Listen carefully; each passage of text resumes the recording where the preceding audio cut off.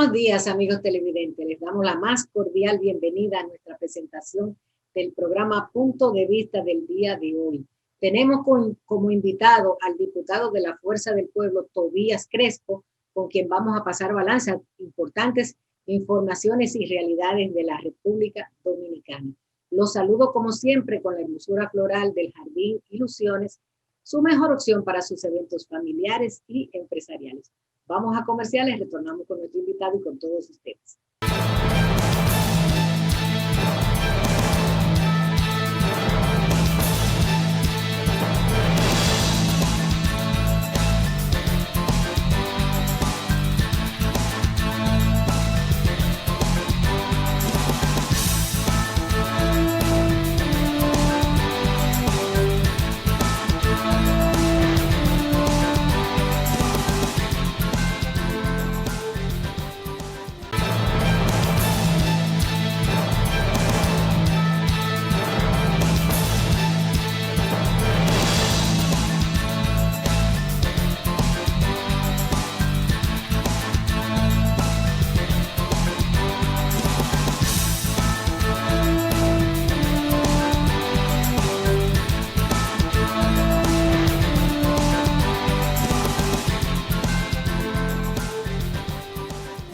Nos sentimos muy complacidos de compartir en el día de hoy una entrevista con el diputado de la Fuerza del Pueblo, Tobías Crespo. ¿Cómo estás, Tobías? Bien, buenos días, Dania. Gracias por invitarme de nuevo a Punto de Vista. Muy agradecido la invitación y saludando siempre a tus televidentes. Así es. Vamos a comenzar con el tema obligado del día, el discurso del presidente Luis Abinader con motivo del primer año de su gestión. ¿Cuál fue tu impresión? Bueno, lo vi cargado de muchas promesas, muchos anuncios, muchas propuestas, posiblemente muy bien intencionado, como todo presidente de la República que recibe el respaldo del pueblo y que tiene sobre sus hombros la gran responsabilidad de dirigir los destinos de la nación, pero son promesas y propuestas que nosotros la vimos en la campaña, la escuchamos el 16 de agosto en su discurso también de entrada, ¿verdad? De toma de posesión, y parte el 27 de febrero pasado, y hoy también lo estamos analizando, escuchando las mismas propuestas. Entendemos que desde el gobierno hay mucha improvisación, hace falta que lo que el presidente está indicando con sus propuestas, con sus promesas, que le indicó a la nación, se convierte en realidades, en acciones que vayan dirigidas precisamente a mejorar las condiciones de vida del pueblo dominicano. Sabemos que el gobierno entró en una etapa de pandemia, en una situación muy difícil, y precisamente su principal reto es y ha sido y debe seguir siendo, hasta que salgamos de esto, mitigar los efectos del COVID-19. Tiene puntos favorables con el tema de la vacunación, que hemos llegado a vacunar a una gran parte importante de la población, pero en los demás puntos lo que vemos son promesas, porque en el caso, por ejemplo, de infraestructura, de obras públicas, se habla de 434 obras que están regadas en todo el país, 77,000 millones de pesos, que uno sale a la calle y no ve ese desempeño, porque una de las propuestas precisamente que hizo el doctor Leonel Fernández al nuevo gobierno fue que movilizara la economía a través de la construcción, que no tomara medidas restrictivas de la economía, sino expansivas. Y sobre esa base, pues esta parte no se está viendo. Lo otro es el gran nivel de endeudamiento que usted sabe que ha tomado la República Dominicana en los últimos 12 meses, en el último año precisamente de esta gestión, donde ellos atacaban y criticaban todos los préstamos, incluso los estados de emergencia y los estados de excepción, y hoy han roto el récord con un festival de préstamos de más de 13,000 millones de dólares que corresponden a llevar al endeudamiento con respecto al Producto Interno Bruto de un 49% a un 72%. El Congreso ha estado aprobando 300 millones de dólares semanales, 600 millones de dólares cada 2 semanas, y anuales, mensuales, 1.200 millones de dólares. Esto gravita de manera muy fuerte sobre la economía de la República Dominicana, sobre las finanzas públicas, porque de cada 100 pesos que ingresa 48 son dedicados al servicio de la deuda. Incluso algunos préstamos han sido para pagar préstamos, para amortización, pago de intereses, y a este nivel hemos llegado, donde la gran preocupación nuestra es tal vez poder caer en un default y que ocurra lo que pasó en Puerto Rico, aunque estamos viendo que fruto de la apertura precisamente de dejar el confinamiento, de eliminar el toque de queda y permitir el libre tránsito, la economía empieza y debe empezar a mejorar porque ya la gente tiene más libertad de hacer sus actividades, de hacer sus negocios, y que la iniciativa privada pues se ejecute y que el gobierno se dedique a generar empleos porque se han perdido muchos empleos, muchas empresas han cerrado y ya es momento de nosotros retomar el crecimiento de la economía, y sobre esa base pues vimos muchas intenciones, muchos discursos, muchas propuestas, pero que en muchos de los casos, incluso de las obras que se han inaugurado, vienen de gestiones anteriores. Yo creo que hace falta, como dije anteriormente, una coordinación, porque al parecer el presidente anda por un lado como director de la orquesta y los músicos, que son los ministros y los directores, no están tocando la misma partitura. Sí. Hay dos aspectos que no quisiéramos que dejaran de mencionar. El tema de la reforma fiscal y de la modificación de la Constitución para darle más independencia a la justicia. ¿Cómo lo viste? Bueno, el tema de la reforma a la Constitución es un tema que el país no lo ha estado pidiendo, ni la sociedad tampoco. Nosotros no estamos en un momento de crisis política, de gobernabilidad, y a lo que debe dedicarse el presidente de la República es, por ejemplo, a bajar la libra de pollo, que está a 100 pesos o más, a bajar el pan, que ya ahora ya no es 5 ni 10 pesos, es 2 por 15, ¿sí? Ahora tenemos un método de fijación de precios que el pan no se compra solo, tiene que venir en pareja, porque te lo venden a 2 por 15, parece que son siameses, no se había visto esto, pero es una forma de un aumento de precios, es decir, la canasta familiar ha aumentado en un promedio de un 7%, en un momento llegó casi a 2 dígitos, pero se ha mantenido un nivel de inflación muy elevado para el nivel adquisitivo del pueblo dominicano, sobre todo que, como dije anteriormente, se han perdido empleos, se han cancelado cerca de 76,000 empleados públicos que están en la calle, muchos de ellos no han recibido sus prestaciones laborales, y eso lleva a un nivel de desesperanza. Entonces, insertar el tema de la modificación constitucional es volver a traer, por ejemplo, el tema de la reelección, de la no reelección, de la habilitación de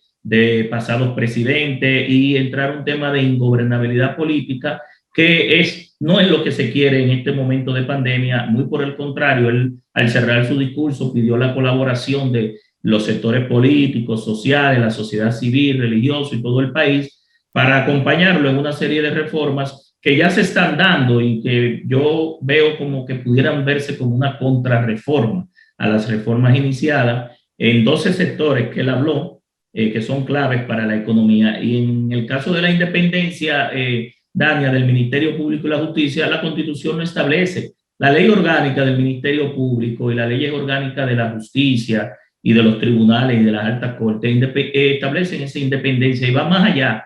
Desde hace un tiempo, tanto los ministeriales públicos empiezan una carrera desde fiscalizadores, en la parte de los juzgados de paz, a través de la escuela del Ministerio Público, de fiscales, de procuradores fiscales, procuradores adjuntos, y ya el procurador de la República, que sí es designado por el presidente de la República, pero la mayoría de los fiscales tienen una carrera a nivel del Ministerio Público, y precisamente la ley orgánica establece esa unicidad e independencia y autonomía de acción del Ministerio Público. Y por el lado de la justicia también, la justicia tiene unas leyes que permiten que actúen con independencia. Es decir, que buscar esta excusa para tal vez insertar un tema que no es lo más conveniente, donde hay que bajar los precios de los combustibles, crear empleo, movilizar la economía, y el Congreso, que ha estado siendo servir para una gran cantidad de préstamos, debe también sacar leyes importantes. Entonces, que saque el Código Penal, que tiene un problema muy grande dentro de sus propios legisladores, el Código de Procedimiento Civil, el Código Civil, la Ley de Agua, la Ley de Aduanas, la Ley de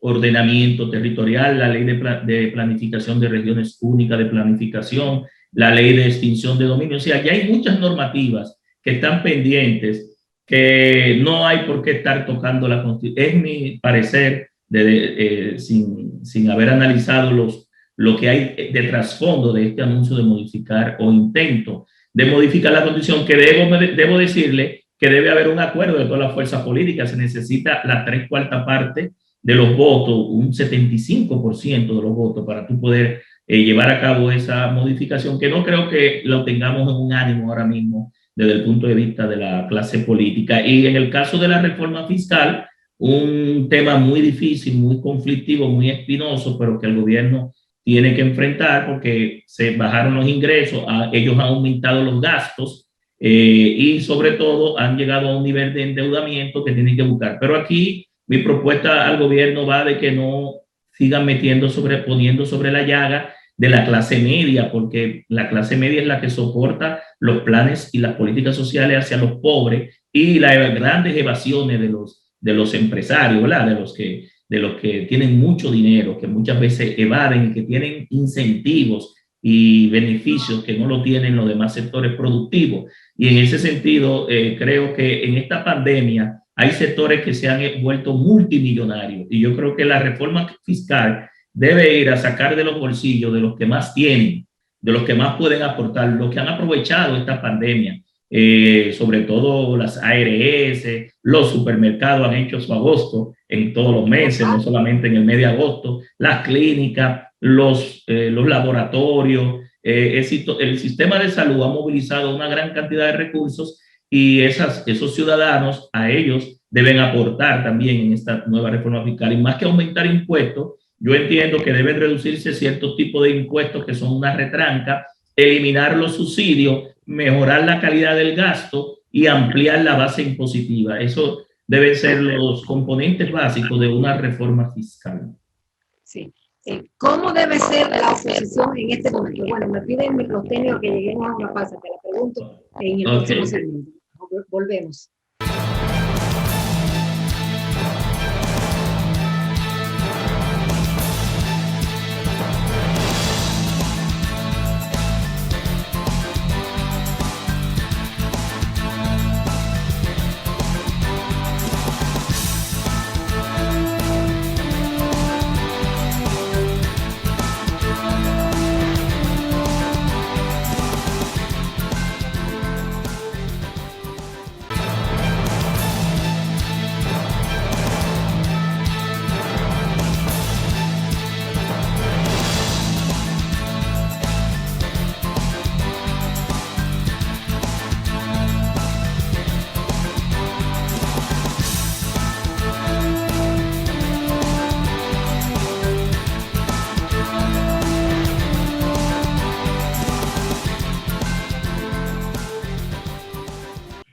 Estamos conversando en el día de hoy con Tobías Crespo, quien es diputado de la Fuerza del Pueblo. Le intenté preguntar en el segmento anterior, ¿cuál cree que debe ser el tipo de oposición que se le haga al gobierno luego de cumplido el primer año, cuando ya termina lo que se llama la luna de miel de todos los gobiernos? Mire, la luna de miel generalmente termina a los 3 meses, pero a este gobierno se le ha dado un año. La Fuerza del Pueblo durante este año, entendiendo la grave situación que vive el país, que vive el mundo, ha sido colaborador de muchas decisiones del Poder Ejecutivo, desde el Congreso. Se le han facilitado todas las iniciativas para que vayan en pro de mitigar los efectos de la pandemia a nivel no solamente de salud, de tantas muertes, enfermedades y complicaciones que genera el COVID posterior, pero también desde el punto de vista del Plan Nacional de Vacunación se le ha dado, incluso nosotros hemos provisto todos los locales, hemos ayudado, movilizado con todo nuestro equipo en nuestra circunscripción número 2 hacia el plan de vacunación, y ahí yo creo que hemos aportado. Pero también durante todo este año la Fuerza del Pueblo, el presidente Leonel Fernández, si tú lo has observado, ha establecido unas ruedas de prensa donde analiza todos los temas de la agenda nacional, los temas importantes, y sobre esos temas plantea sus críticas, plantea lo que no se está haciendo bien, pero también plantea propuestas y sugerencias. Lo hizo con el tema de Haití, lo hizo con el plan de vacunación, lo hizo con la vacunación, lo hizo con el COVID y lo ha hecho con todos otros temas, con el tema de la educación, con el año escolar, con todo lo que ha implicado los principales temas en este momento de pandemia. La oposición ha sido constructiva, positiva, pero ya tú debes entender que la Fuerza del Pueblo es un partido de oposición y como tal debe jugar su rol. Y precisamente el primer Congreso del Pueblo Constitutivo, profesor Juan Bosch de la Fuerza del Pueblo, definió una línea programática de oposición como partido de oposición y en eso estamos, haciendo oposición constructiva, nunca conspiradora ni aprovechando situaciones, pero sí planteando lo que debe ser, porque el gobierno parece que no encuentra el rumbo, anda como en una rotonda y hay que incluso, fuera de la soberbia y la prepotencia que a veces exhiben algunos funcionarios que no se le puede decir nada, hay que decirles si ellos entienden lo que hay que hacer y si no lo entienden, pues seguiremos en nuestro rol de oposición y sobre la base de que también como partido debemos crecer en la población. Esa sentencia del Tribunal Superior Administrativo que reconoció lo de partido mayoritario que le dio el pueblo el día 5 de julio en las elecciones del año 2020 y ya con este plan general de afiliación y organización de la Fuerza del Pueblo que busca llevar al partido a más de 1 millón de afiliados y que yo estoy seguro que con la capacidad política acumulada lo vamos a superar, lo vamos a lograr y a superar. Pero es una oposición, como tú has visto, como siempre la hace el presidente Fernández, que es una persona ecuánime, un estadista, una persona preparada, capacitada, que sabe realmente los grandes retos y desafíos que tiene la República Dominicana. En esta semana se ha hablado sobre una posible reunión de Danilo Medina y Leonel Fernández. ¿Qué tienes que decir sobre eso? No, eso no es así. Esos son rumores, Dania, que se han dado precisamente producto de que el presidente Leonel Fernández habló de que la libra del pollo estaba a 100 pesos y hay gente que hizo su como dicen, se puso guapo y reaccionó ante esa declaración, pero la realidad está ahí. La realidad no solamente que el pollo está caro, es que no aparece. A veces usted va a los supermercados y a los mercados y ya muy temprano en la mañana ha desaparecido, porque también entra el tema del agiotismo del sector comercial acaparando y vendiéndolo más caro. Y en ese sentido yo creo que esas bolas que se tiran o esos rumores lo que buscan es frenar el crecimiento de la Fuerza del Pueblo. Es decir, en un momento dado Leonel Fernández dijo, y yo creo que va a ser así, que todas las fuerzas bochistas, y entiéndase bien que todas las fuerzas bochistas no solamente son los que todavía siguen en el Partido de la Liberación Dominicana, sino también en el PRD y el PRM, porque el fundador del PRD fue precisamente el profesor Juan Bosch, y el PRM se desprende del PRD, es decir, que estos 4 partidos tuvieron un gran maestro, un gran padre, que fue el profesor Juan Bosch. Y el presidente Leonel Fernández dice con mucho acierto que ya en algún momento todas las fuerzas bochistas van a coincidir, van a confluir para que la Fuerza del Pueblo llegue al poder, y eso nosotros estamos trabajando para que sea en el año 2024. Sí. Vamos a hablar un poco de vehículos, de tránsito, de tu ley de movilidad vial. ¿Cómo la ves que se ha aplicado en este gobierno durante su primer año?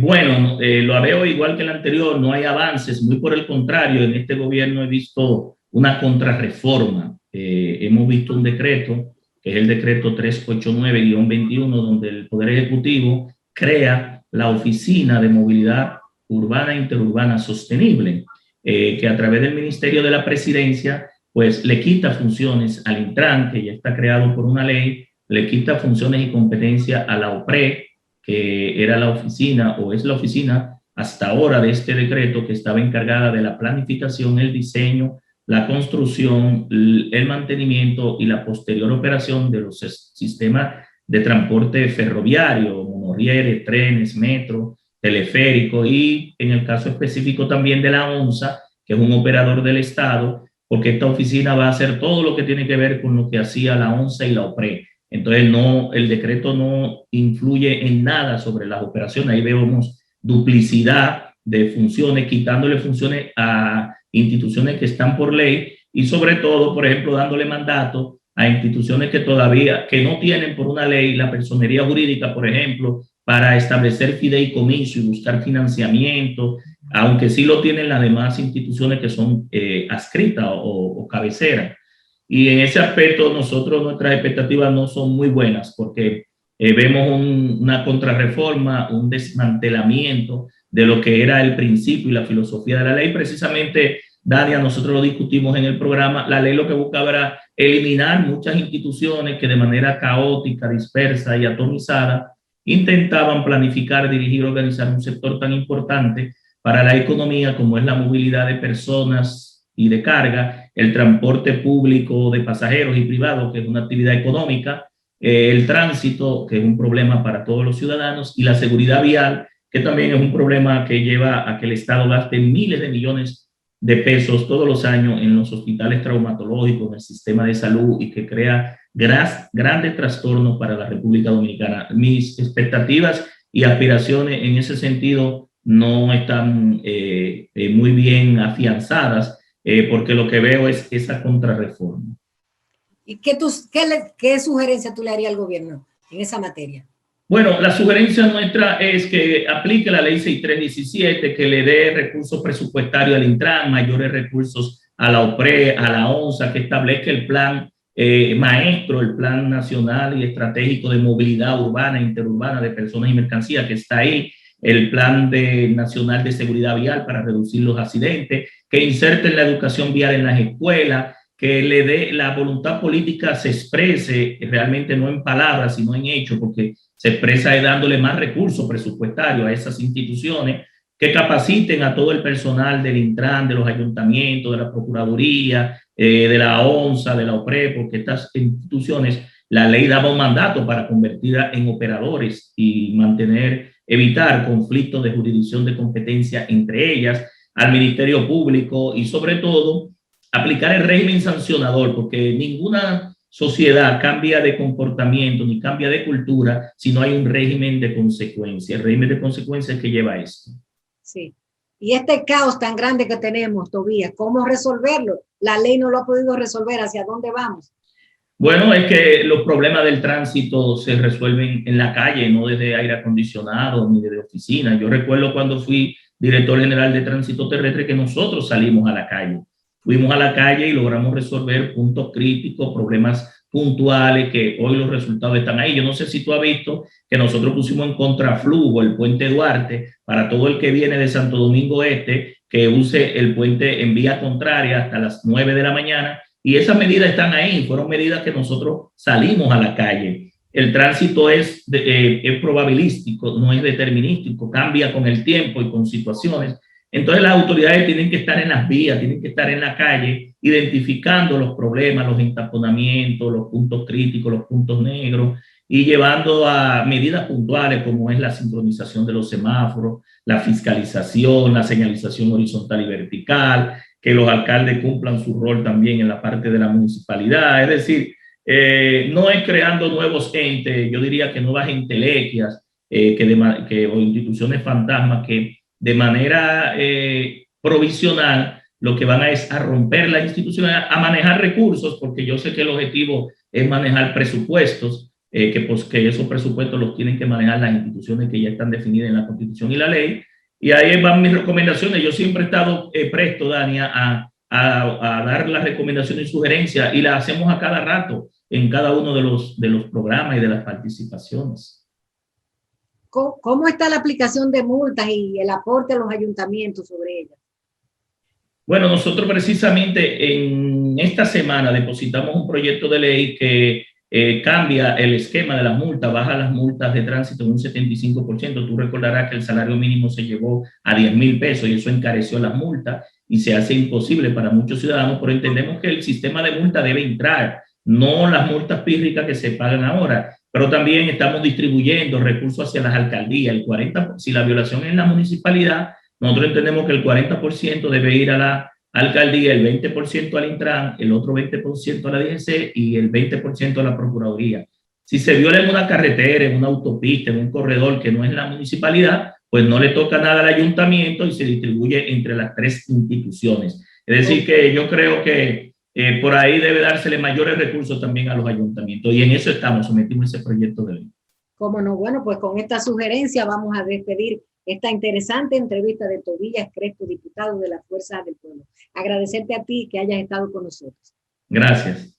Vamos a comerciales, retornamos con todos ustedes.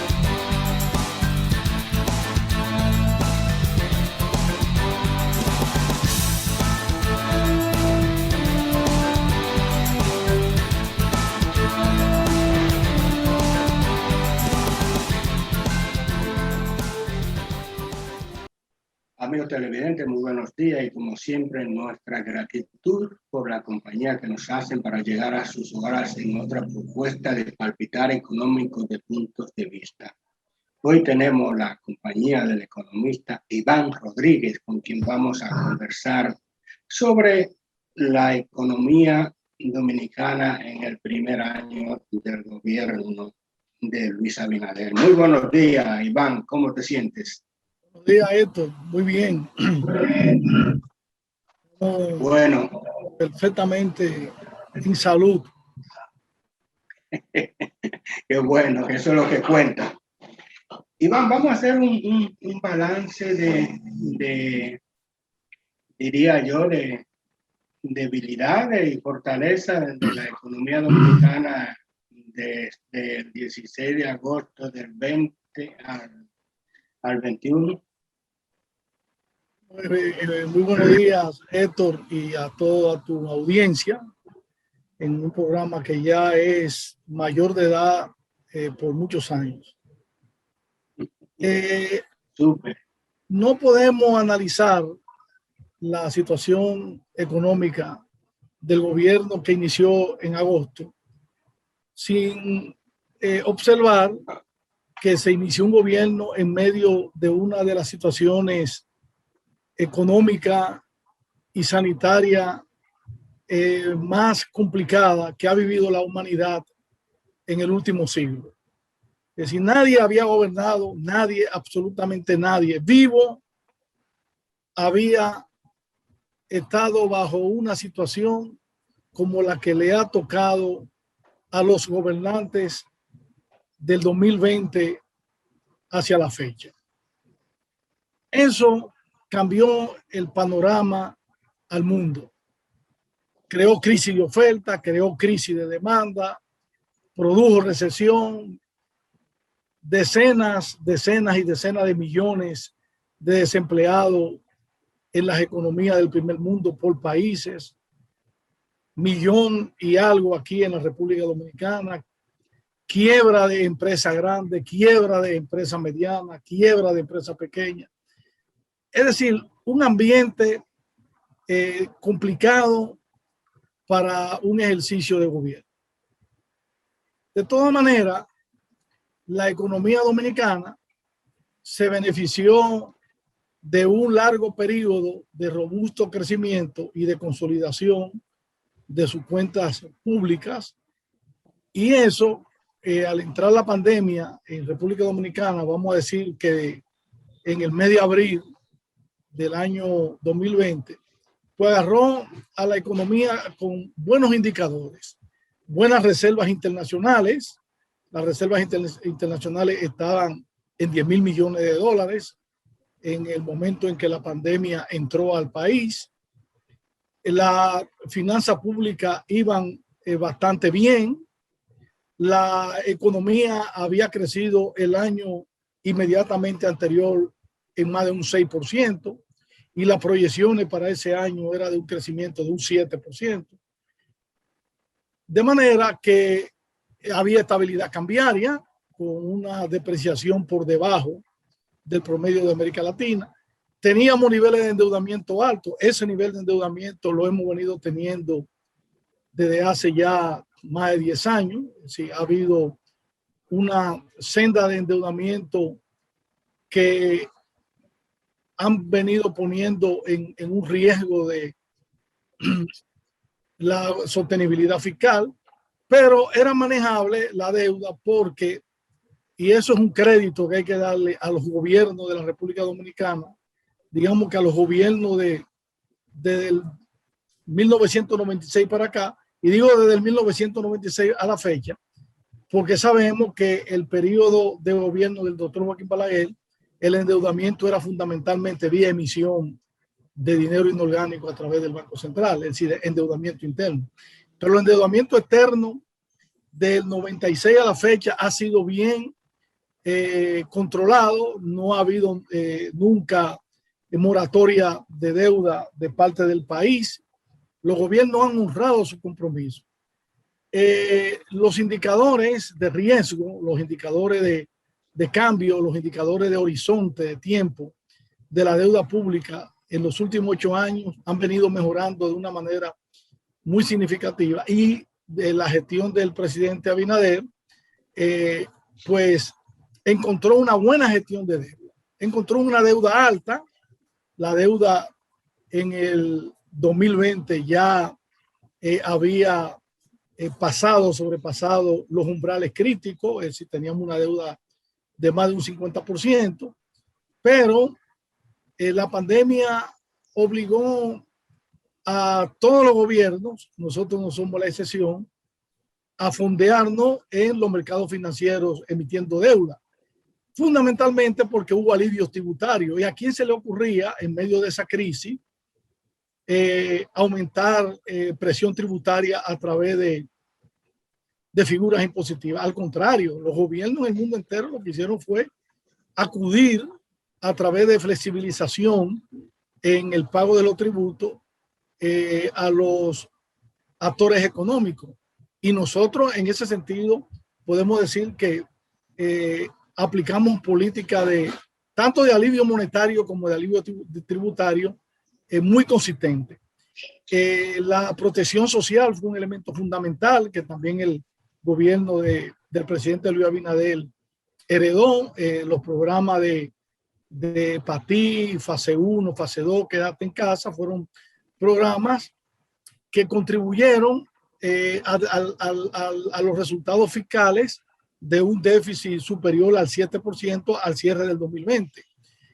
Y para este año se está proyectando un déficit. En el último presupuesto que se sometió recientemente, fue aprobado recientemente por el Congreso, se está proyectando un déficit del sector público financiero, excluyendo el sector público financiero, un déficit de 4.1%, que en valores absolutos estamos hablando de un déficit de unos 210 mil millones, que sigue siendo alto, sobre todo en un entorno en que la deuda ya está cerca del 70% del Producto Interno Bruto, que ha sido algo que no habían ni siquiera establecido ese umbral para los países, para los mercados emergentes. El último umbral establecido por el Fondo Monetario Internacional hablaba de un 45%, luego lo modificó a un 58% en el 2017, pero jamás pasar de un 60%, y ya estamos en un nivel de endeudamiento bastante alto, lo que ha puesto en la agenda de las nuevas autoridades el tema fiscal como un elemento clave del discurso de anoche del presidente. Es cómo fortalecer las finanzas públicas, no acudiendo al endeudamiento por el problema precisamente de los niveles tan altos en que hoy se encuentra la deuda pública, tanto externa como la deuda pública interna. ¿Eso crea algún desafío, alguna advertencia?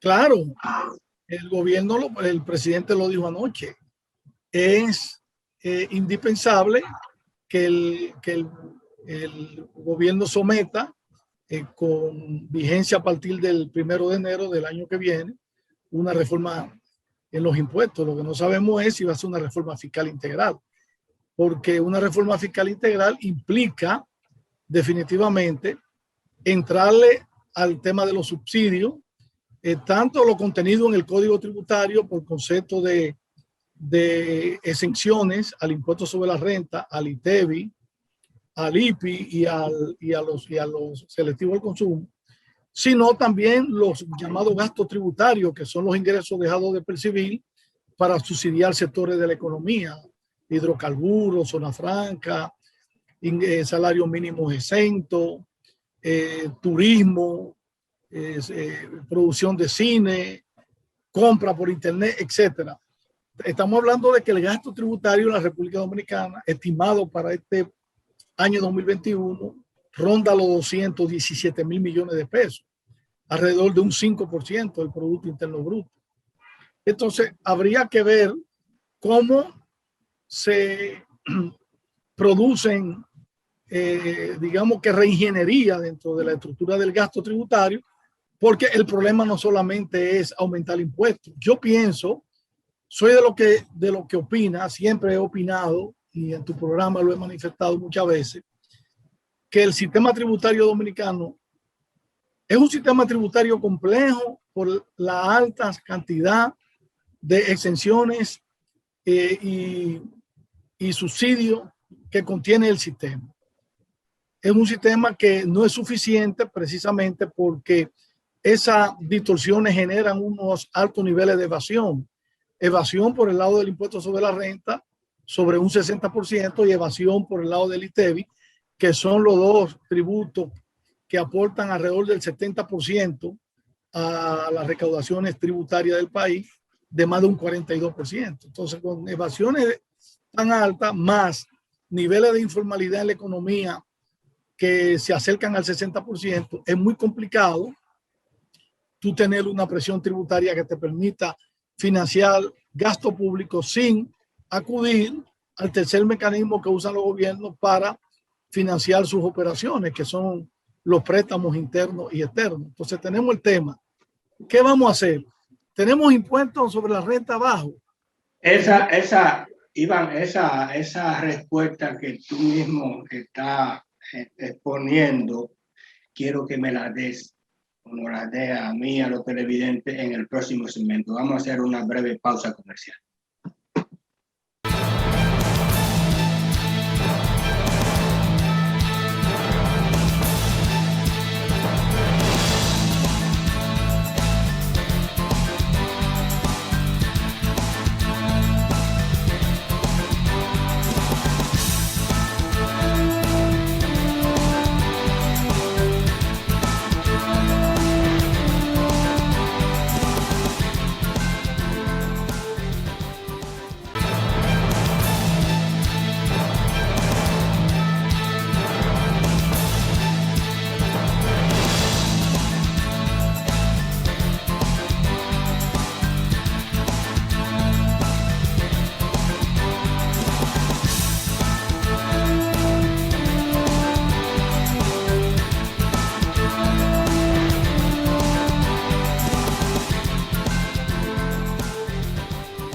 Continuamos la conversación con el economista Iván Rodríguez. Hablábamos en el segmento anterior, precisamente Iván iba a hablar sobre qué hacer en un escenario donde la parte fiscal tiene como tantos inconvenientes, alta evasión, baja presión tributaria, pero un gasto fiscal que ronda casi el 5% del Producto Interno Bruto. O sea que si se eliminara ya no habría que buscar más nada. Por ahí el déficit planteado se corregiría, pero casi el 50% de ese gasto tributario está en la exención del ITEVI, de los productos de bienes y servicios que todavía no toca. Y entonces se complica. Ahí hay un gran problema, Héctor. Como tú lo has dicho, el gasto tributario es un 5%, unos 217 mil millones, y la mitad de eso aproximadamente son exenciones de ITEVI. Ahora, no todas esas exenciones del ITEVI pueden dejarse, porque ahí hay muchas distorsiones. en Hacienda, a mí me tocó trabajar mi condición de consultor externo que fui de Hacienda en el año 2015. Me tocó trabajar como consultor el tema del gasto tributario, y una de las conclusiones del estudio que yo trabajé es que había una distorsión tan significativa que permitía, que garantizaba que el sector de más altos ingresos, los llamados quintiles 4 y 5, se beneficiaban en alrededor de un 86% del consumo de esos bienes exentos, contra alrededor de un 53% de los quintiles de más bajos ingresos. ¿Qué significa eso? Eso es complicado, definitivamente. El problema es que los productos se identifican dentro del sistema tributario no por el nombre del producto, sino por partidas arancelarias. Tú no identificas, por ejemplo, salchichón como salchichón o queso como queso, sino eso tiene una partida arancelaria donde van todos los tipos de salchichones, todos los tipos de queso. Tú tienes queso Gouda, queso patrón, tú tienes queso cheddar, tú tienes queso azul, tú tienes queso bruchil, todos esos quesos caros y baratos están bajo ese renglón arancelario y ahí hay una distorsión. Eso mismo te sucede con los otros productos alimenticios, los tipos de carne, por ejemplo, un corte de carne de Angus es una partida arancelaria donde cae también una carne de... Un mulo de pollo. Un mulo de pollo. Bueno, el pollo creo que está en una categoría arancelaria diferente, pero te cae, por ejemplo, una carne de esa carne que nosotros llamábamos antes carne pitrafa, ¿te recuerdas? Entonces ahí hay un problema y eso es lo que determina. Lo mismo con la educación. Tú vas a un colegio caro y yo voy a un colegio de barrio y el servicio que es educación es el mismo. Entonces hay que ver, y hay estudios sobre eso. Nosotros hicimos estudios para Hacienda. El Banco Mundial dejó un documento al Ministerio de Economía, al Ministerio de Hacienda y a la Dirección de Impuesto Interno, donde se hacen análisis costo-beneficio de algunas de esas exenciones, que habrá que, a mí me preocupa el tiempo para, si eso no se ha hecho, hacer esa revisión en el ITEVI de bienes que están exentos. Tú tienes muchos servicios, ahí están los servicios financieros que están exentos, tú tienes el tema del transporte de carga que está exento, entonces habría realmente que trabajar con mucha delicadeza cómo corregir esas distorsiones y por ahí esto se puede conseguir mucho dinero porque además todas esas exenciones que hay y todas esas distorsiones que hay dentro del ITEVI por ese tema de la caracterización arancelaria más el tema de los otros subsidios es lo que llevan a esos niveles de evasión, pero ahí hay mucho dinero. Si tú corriges, tú podrías dejar de esos 100.000 millones que están exentos, quizás se queden 60 o 70.000, pero tú puedes ahorrarte 30.000 millones. Yo estoy hablando de una reforma tributaria que debe generar no menos de 3% del PIB. De hecho, yo he hecho mis cálculos. La reforma tributaria a la que nosotros debemos aspirar debe ser una reforma de unos 154.000 millones. Entonces, tú tienes el caso de los impuestos sobre la renta, los niveles de distorsiones que hay en el Código Tributario a partir del artículo 293, te generan también mucha evasión.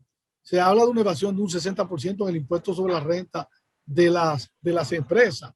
Entonces también tú podrías, eliminando alguna de esas exenciones, obtener dinero. Pero el problema no está en la tasa. Yo creo que las tasas deben ser, en una reforma tributaria de alta recaudación, deben ser bajadas, no aumentadas. Nosotros tenemos de las tasas más altas en el IVA, en el ITEVI nuestro, de América Latina.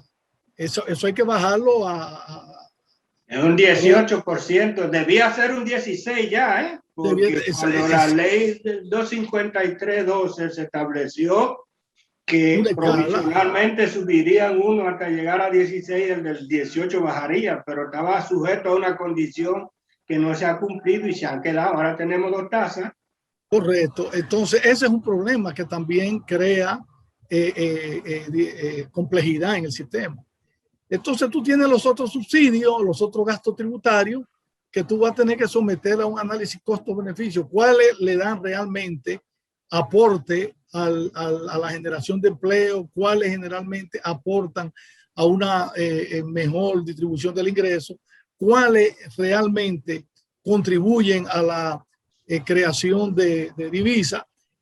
Y lo que no, porque hay muchos subsidios de eso. Tú tienes, por ejemplo, subsidio a los hidrocarburos, de contratistas de obras públicas, de grandes proyectos, que tú podrías revisarlo. En el mismo caso hotelero, no quiero ponerle problema al turismo, pero esos subsidios son de los subsidios que más se han criticado en los informes que ha dejado el Fondo Monetario Internacional y el Banco Mundial, de subsidios que nosotros tenemos que revisar, igual que lo de zona franca. Entonces, por ahí se pueden conseguir, qué sé yo, 30, 40 mil millones de pesos más.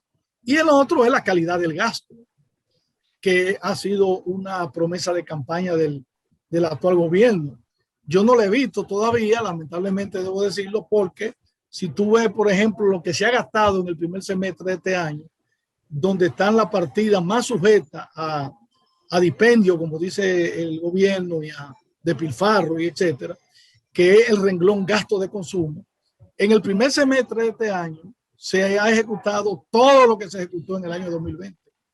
Es decir, el renglón remuneraciones y bienes y servicios en todo el 2020 fue 314 mil millones y en el primer semestre 314 mil millones. ¿Y qué explica eso? Que por ahí no ha habido corrección, ha habido obviamente sustitución de empleados y probablemente aumento también de gasto. Eso es lo que lo explica. Bueno, está el gasto de vacuna, eso indudablemente es un elemento que podría estar explicando eso. Yo diría que el año que viene es el año que nosotros vamos a saber cuál ha sido realmente el ahorro, porque el presidente, por ejemplo, habló anoche de que en el pago de la deuda, él ha tenido que dedicar alrededor de 7.300 millones. Fue que habló el miércoles en la noche. El miércoles, el pasado miércoles, muy buena corrección. Tú sabes, uno tiene mucho desfase en estos programas que se hacen por vía de Zoom. Pero el miércoles en la noche, el presidente dijo que de los préstamos se ha tenido que utilizar 7.300 millones de dólares para pagar el interés y amortización.